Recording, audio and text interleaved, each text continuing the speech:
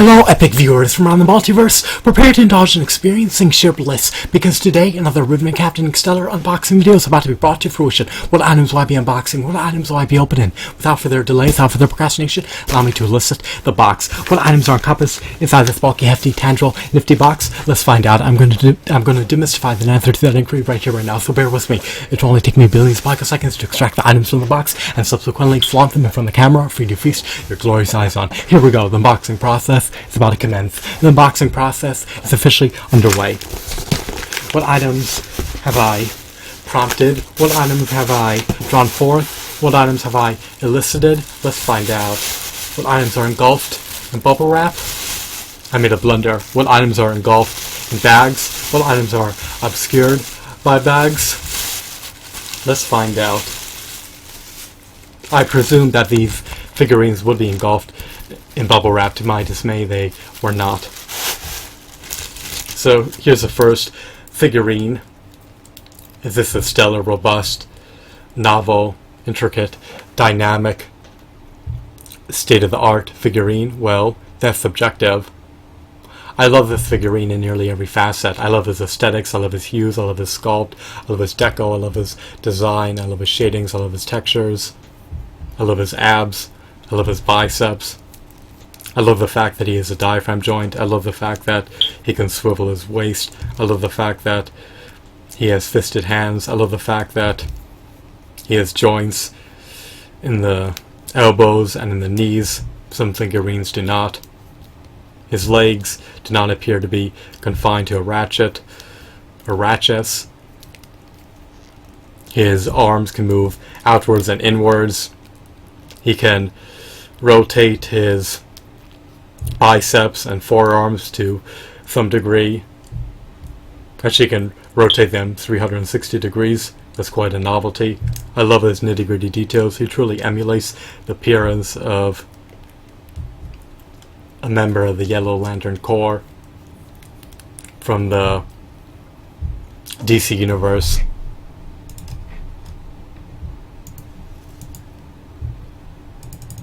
Is he unkempt? No, I think he's particularly well groomed for an alien. I just want to verify something real briefly. Bear with me.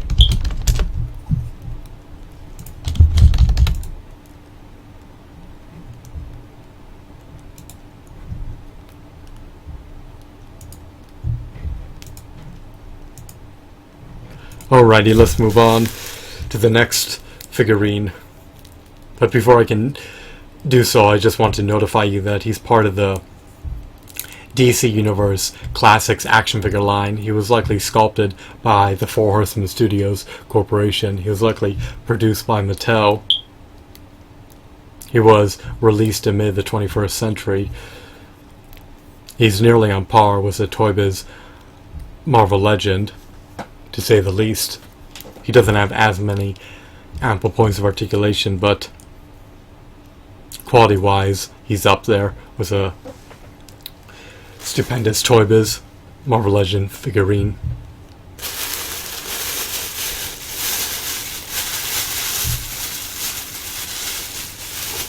Now, we have his counterpart. This figurine may be known by the moniker of Lo or Maash. I'm unsure what their names are. They both have peg holes embedded in the bottom of their feet. Their heads and fingers are apparently interchangeable. Their bodies are homogeneous to one another. Their bodies are akin to one another, down to the nitty-gritty details, or down to the modicum.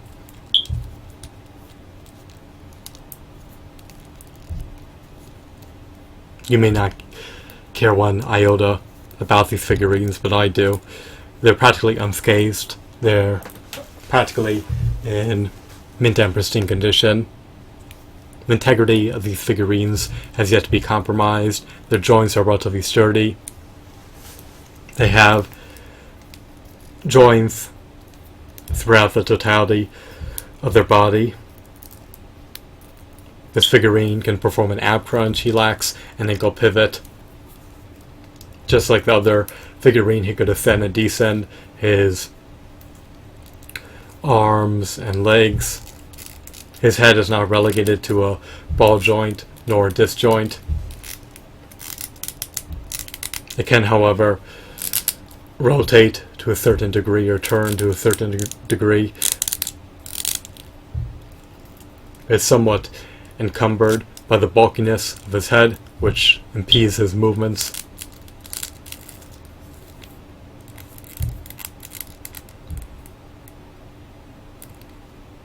I guess you could say his neck is an impediment towards allowing him to articulate his head properly.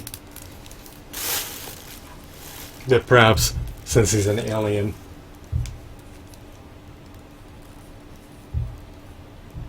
he lacks a neck, and this happens to be his head, but who knows? I don't know about the anatomy of these particular creatures or characters. So, they're part of the Yellow Lantern Corps, apparently. Here's Lo and Maash. I believe that those are their names. You can verify that for yourself. I also want to showcase one final figurine before I desist from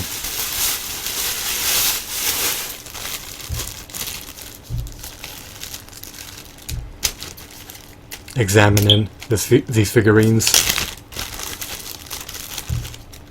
Here we have the notorious, infamous, sadistic, evil, maniacal, menacing, malicious, cunning, conniving Sinestro. I love the fact that he has fisted hands. His appearance emulates Sinestro from the DC comics. His body is relatively flimsy and slim. He has a lean build, to say the least. So, he's a leader of the Sinestro Corps. I believe that's what they're called. Here are more Yellow Lanterns. Here's a lot. Apparently these are all derived from the DC Universe Classics action figure line. They retailed for roughly $15 each. Do I have any qualms about this purchase and decision? No, for under $15 per figure I can't complain. Even though they're used, the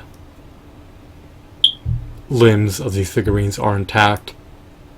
These figurines are cohesive. They're not dismembered.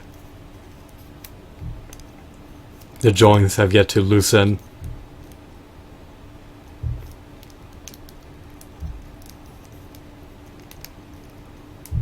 They seem to be exquisite figurines. I love their designs. Now, I would have preferred if they all had fisted hands, or at least interchangeable fisted hands. This particular character does not. I would have preferred if their elbows and knees were double jointed. Unfortunately, they're not. I would have preferred if they